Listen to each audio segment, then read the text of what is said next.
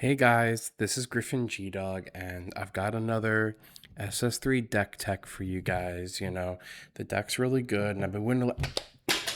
Just kidding. Little known secret about your boy. I know I have a lot of wins on yellow and green decks, but I am a blue player. I learned how to play this game on blue, so I gave Vegito a shot. As I also like mill in other card games. I like alternate win con type things, milling out my opponents. So here we are. I decided to play Vegito at this most recent Ultimate Battle. Bam, I won. And show off these four. These are going in SS3 nicely. Don't worry, I'm not done with it. If it's what best deck in the room and I still enjoy it, I'll be playing it. However, we got ourselves another winner card. So I'm very happy about that. On the actual deck that it's meant for, I've never done that. You can check back on my Instagram posts. I've never done it. So I'm actually pretty happy about that. First time, I played a locals with this deck, and that's it. That's the only experience I have on this deck. So I don't know what that says about the deck or me. I have to, if I'm going to be making this video, shout out a couple guys. I got to shout out Flokey, who helped me make the list because there are some flex spots in this deck. And I wanted to make sure they were the best possible, and he gave me a lot of really good tips because he talks to a lot of other Vegito players and he gets the details and he's like, this is what you got to do. This card's bad, this card's good. Shout out Flokey, and then shout out Hector. Also, both of these guys, swing no combo guys. Thank you so much for letting me borrow 3 SCRs and then 1 promo Vegeta. I only own 1. Well, I own 3 now, but they came in the mail the day after this event. Hosted by Otaku Sekai in Worcester, Massachusetts. Great store. Love you guys. I have fun every time I'm up there. And also, Gamers Backlog for making awesome custom leaders, because I don't want to pay $200 for the real one. And I made sure my opponents were okay with me using it first. Every game, always make sure that your opponent is okay with you using a proxy leader, because they don't, you don't want anyone to think that you're doing any nefarious business by changing the text on the card. But I always had the real one right next to me in case they wanted to see it. But shout out to all those guys. Energy marker. Now, a lot of this list is solved, but I kind of just wanted to talk about the flex spots a little bit. 4 of the top 5 Goku, 4 of the life take Goku, 4 of the top 5 Vegeta, and 4 of the promo Vegeta. I feel like this is just the way to do it.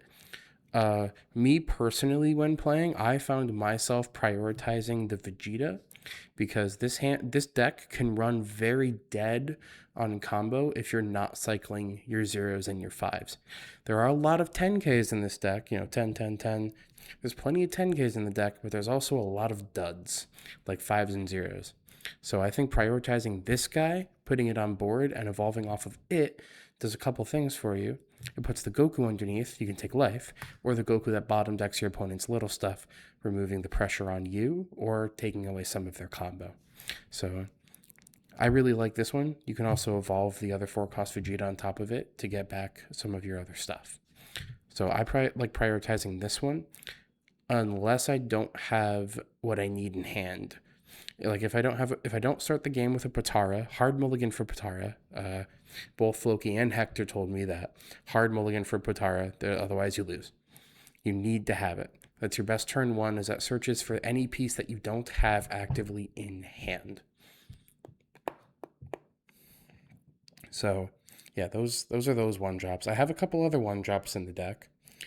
I have 2 copies of Shin and 1 copy of Zamasu from set 1. The Zamasu is a weird pick, I know, but Flokey pointed it out to me and said, hey, some people are running this and having success. I didn't run into any mirrors, but if I did play a mirror, I imagine this is actually pretty helpful, just to stop them from bridging anything so that they have to pay for all of their abilities, because the cheapest evolve you can put out costs 3 if you activate the ability. It can cost 2 because the 4 costs don't require Potara underneath the cards, so that they're 2 costs basically. But for any of the Vegito plays, it's 3. So on turns 1 and 2, if you have this in hand, and it's only just 1, mostly it's a 10k.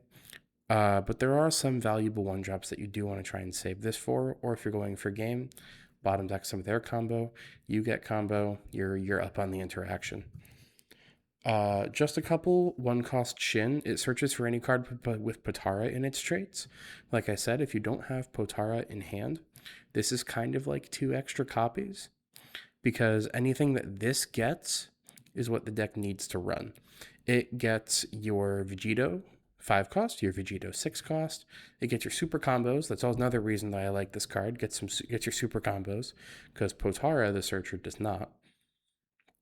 So get your super combos. It gets Potara itself. I believe it gets the final Kame extra. So just a lot of important things in this deck have the Potara type line that you're not going to run 4 of this, I don't think. I think that's too many and it kind of clutters out your deck. But just a couple. Like I definitely, like, oh, I have a spare energy this turn. Let me see if I find a super combo. Because if you're playing these lines, you're taking all your Gokus and Vegetas out of deck. You're really, really filtering through. You're probably going to hit a Potara when you get to the point of playing these, or on turn 1. Just, you're going to hit something off of these you're going to want. You either get like your SCR in hand, or Potara itself, or your super combo. All of the above are great options. So I like having a couple Shin. I think that's the way. And again, this section, not really a lot of spice. 4 Goku, 4 Vegeta. I really like, you need your opponent to be down on life early so that your swings later are more impactful. You know, if you're swinging 50, but they have 6 life, they just take it. That doesn't really mean anything. But something you do with the 1 costs, if they're still unawakened, swing the 1 cost Goku, throw a 10 on it, evolve on it, this restands, bottom deck some of their combo, swing it again, evolve the 5 cost Vegeta on it, untap, swing it again. I think that's pretty good, just to throw 3 swings out for, 4 energy?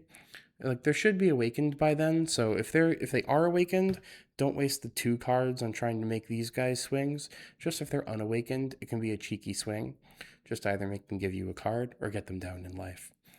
The Vegeta is less played than the Goku, but it has more times where it can be very relevant.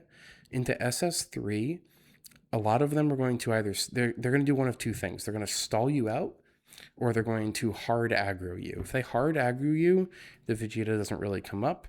You just need to prioritize the Vegito that buffs your power on your leader. But if they're stalling you, this card becomes very important because of the final Kamehameha extra. You need to remove their board as they're building it. Like, they'll want to put out multiple 5 costs.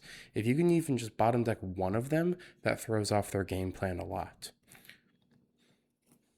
And if you're playing this, you grab this back from drop, put the Vegito on that, copy, take a life. That's 2 life in a turn, get a card back.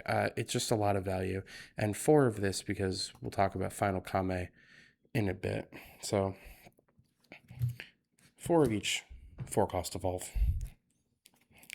2 trunks. This card is only for the final turn. You basically are never playing this before. Your opponent has like 20 cards in drop and you need to hit them twice to mill them out. You play this, you buff your big guy by plus 15, gives you an extra swing to ding them down. That's the only time you need this. It's not terribly spicy, but it is a good card. We got to bring it up. You can only play 1 a turn, so that's why there's only 2. You just need to see 1 at one point, and you don't even really need to see 1, honestly. I think I played 1 once in a game that I was already winning. So I'm wondering if maybe it's a win more card. I don't know. It might not be relevant because, like, by itself, yeah, you're making a big swing bigger. The only time it's relevant is if they are at that lower life and it would kill. But could this instead be, draw a card type thing? I mean, it gives 15 to the card, combo itself for 5, so it's like a plus 20. I mean, For 1 energy, do you just run like Final Hope Slash instead? Bounce something, or like Gallic Gun plus 15, draw a card. Like I'm wondering if there's better options than the trunks. I guess it's valuable as an additional swing to try and deal that damage for the mill off the SCR. We've talked about them a lot. I do already have one from the one that I won with SS3. If you look at my Instagram, I posted my matchups and stuff, which I'll talk about here as well. 4 of this Vegito, just copy 2 of the on plays that are underneath the card, give your leader +5. It's so good defensively, and you really need it in certain matchups. I love this card a lot. I think my favorite playline in this deck is to my turn 1 and 2 are just playing 1 costs, and I'm filtering and setting up my drop, and then I can go into that. If they remove the 1 drops, that's fine. But for my turn 3 or 4, I want to have 2 of these out on the board for my turn 3 or 4, either, at some point, because after that, I want to, for 4 energy, slam SCR. That's what I want to do for 4 energy. Draw 6, discard 2. You go way up on hand, and you go crazy on swings. And hopefully by that point, if you're playing a little bit more aggressive, if you're doing anything, that's why I said it might be like turn 5, but by that turn 5, if you can just slap down 2 SCRs, that doesn't work as well into a deck that kills your 5 drops. Which a lot of the stuff in the meta doesn't. Like, it doesn't really work into GT. They'll remove your 5 drops with Big Bangs and Vegetas. But, like, against Beaston, against SS3, if they're not running the Vegeta stuff, like, those are the big contenders in the meta right now. BR can remove them as well, so you don't really do it into BR either. But into the more prevalent matchups this format, I think leaving these on board, even if they get stunned and then you put another one on top, I think that's still just very valuable. Like, even if it's sitting there not swinging, you're drawing it. Like, it's 2 energy to draw 3 cards and discard a brick. Like, I'm down, you know. Rest of the deck isn't too interesting. 4 super combo, very normal. 2 Divine Domain. I talked with Flokey a lot on whether or not Divine Domain or Gallic Gun or both is the answer. I think we came to the conclusion that Divine Domain was the answer, and that Gallic Gun is a little bit of a trap because you have Trunks and it's just a little better. Trunks doesn't draw, but it gives as much combo-ish as Gallic Gun would. Divine Domain, like I mentioned, if we're gonna look at like anything that's like 5 and 0, I mean, we've got 7 extra cards that are 0, and we've got 8 battle cards that are 0, so that's already 15, and then a bunch of 5s, like a lot of 5s, like being able to discard this and discard a 5 or a 0 and turn it into 15. I like to call it 7.5k, because if you're discarding a brick, you're getting 15 combo, but each one's giving you 7.5k combo. That's what I like to say. That's just for fun, though. I think, but a couple Divine Domain, it really comes up. More defense, honestly. I think I used it more defense, because what people will try to do with Vegito is aggro you out, because your hand is kind of fake, usually, if you're not cycling and stocking up on 10Ks. So just being able to combo out of those 30s relatively efficiently, I like Divine Domain. Plus, it can also put stuff in your drop to then put underneath your guys. It's not bad. Divine Domain was definitely the right call, Flokey. For Potara, no question. It's just the card that makes your deck run, and you need to see it, so you have to run 4 copies. Just top 5 for Saiyan 6 or less. That is everything but the super combo and these 3.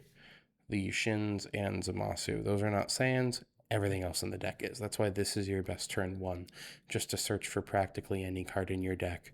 Like, say you start your turn and you start the game, you got Potara, you got some 1 costs, maybe you got like some other stuff, but you don't have your big guys. It's like, okay, Potara, top 5, you should find something. That's at least that's the ideal.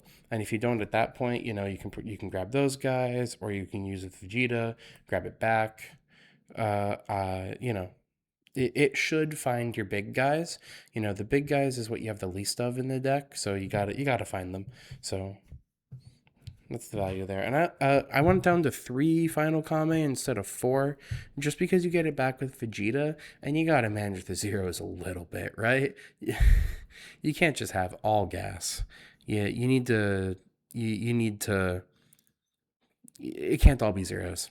Most common matchup is Kmon was Super Saiyan 3. I played it a bunch. Actually, it's really good into BR as well. If they get their SCR out, just bottom deck it, and then they got to do their whole thing again, bottom deck it again. And if they've played 2 SCR, the game's probably done for them. Same with Gogeta GT. You kill their SCR if they play it early on turn 5 with the marker. They do that, you bottom deck their thing, hope they don't have another one, or something along those lines. SS3, you're bottom decking just literally anything they play. The Gohans you can save for your Gokus, but other than that, all their 4-cost evolves, their Go tanks, you can bottom their SCR, so SS3 doesn't really go into the SCR line as much against you, which is still strong, but it's way more fragile in this matchup than any other matchup, is what I've found. So that's the list. Let's talk about my games. Round 1, I played into Gogeta BR, and something about this deck is that if you're playing against a deck that takes its own life, it's not hard because they want to take down to 5, so those hits are free. But then at that point, you only have to hit them 3 more times. And that's not hard when the first pop off turn that you have is 40, 50. They're going to take one of those, and then the next turn, you only have to do 2 more damage. And if they can get rid of your SCRs. So that's a matchup where you definitely have to prioritize getting the SCRs in your hand because they're probably going to kill it every turn. Buffing your leader by 5, also very good into BR since they want to swing 20/20 at you with their 2 drops, but they might go 25/25. That means you can give them one of your countless 5s instead of your 10s, kind of thing. Round 2, I played into SS3, one of my buddies that I rode up with, Magnus. Getting paired round 2 always sucks when you're paired against your friends. Like, we traveled a little bit. Like, we went to Worcester, Mass. It was like a 2-hour drive for us. We went as a group of 4. And seeing round 2, it's rough. He was playing SS3, so I kind of just hit him. It was a great game. It was a close game, but I was able to edge it out towards the end and mill him for. I think he actually took down to 1, but then he did a Veku line, leaving a 1-cost arrested on the board. Which, okay, I swing 40 of that, mill 15. They're not gonna block on a 5K. So that's another thing that kind of helps you with SS3. Round 4, I played into a Beast Gohan.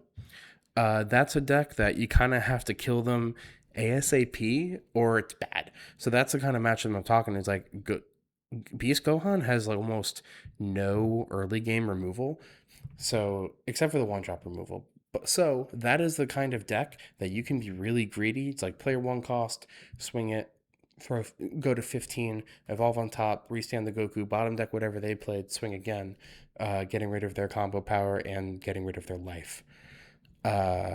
And that's a matchup that you can definitely just slap 2 of these bad boys down, and then on turn 4 go SCR, and just rip them apart because they're not going to block 40, 40, 60. It's just not going to happen. They're going to take something. That's the success that I've found into Beast Gohan. And 4th round was against another buddy of mine, Ben. We talk about him all the time because he's a good player, playing his deck, Gogeta GT. And it was a very difficult game, but fine. It's sort of the same way where you just have to hit them really hard and fast. The Goku is really strong into that matchup. I definitely played a 1-drop and swung it at him just to take the combo out of his hand, causing him to combo his pan early, because it's like he knows if I go into this, he's going to lose the pan anyway. So he combos that away, but that means he doesn't have the key banked for the next turn, and that's a great advantage because if he goes into Goku, he has to swing it before killing a 4, but if you can go into this immediately on top of that, then they can't really remove the turn it comes down. If they do, they have to play Vegeta, and then if they do it off that, they have to play Big Bang for free, which means that you can Final Kame the Vegito, or the Vegeta GT. So it created a really interesting game. I got him down to 4, and I just kept swinging at him, kept taking cards in hand. He had a turn where we both ended up at like 4 cards in hand by like turn 4, based on the way that we were playing that matchup. And I think that's just going to be one of those matchups where you have to go balls to the wall, but they have to really defend. Otherwise, they mill 15 and they lose. And when I finally dinked him, it was like a 60k swing on leader. I threw another 10 on it, made it 70. It's just like mill your cards. And he milled over. He had 1 SCR charged, and then he milled over his both of the next 2, and he's just like, all right, you win. Like, without that, he's not going to be able to gain nearly enough advantage back. So yeah, this is my ultimate first time I've won 2 winner cards from the same Ultimate Battle series, so I'm very hyped about that. I'm probably just going to keep 1.